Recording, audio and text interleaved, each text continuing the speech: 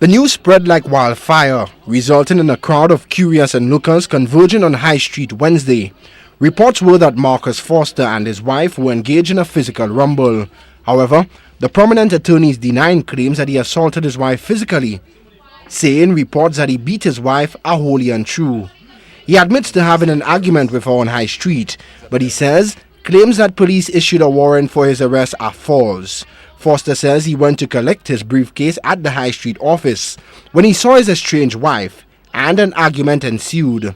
What exacerbated the situation was the fact that Foster was accompanied by Anthony Walcott, the man accused of beating his girlfriend into paralysis. Foster says a small crowd gathered on the scene and began abusing Walcott, calling him a number of unsavory names.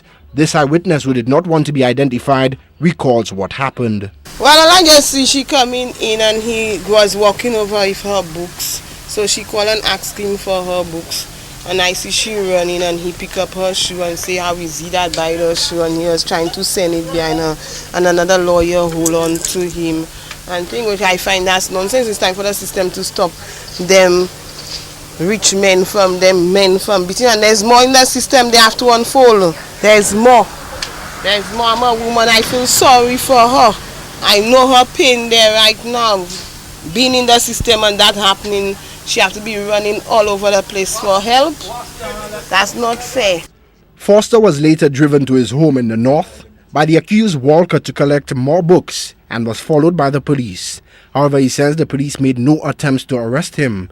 Many of the onlookers were calling for Foster to be jailed immediately and his assets transferred to his estranged wife.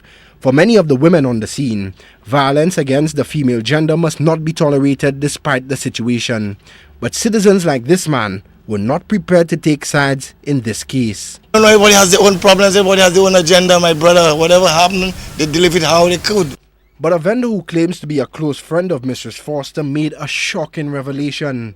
The lady, who wanted to remain anonymous, says Mrs. Foster told her that she was fearful when they last spoke on Tuesday. Yesterday in the afternoon, she passed talking about what happened at the hospital, and she's saying to myself, I am so scared for my life, knowing that my husband is very close to the person, to what happened. The daylight squabble left the female Foster traumatized. Her High Street office was shut following the incident. She was visited by several lawyers in the wake of the altercation. Shannon LeBon, HTS News, Channel 4.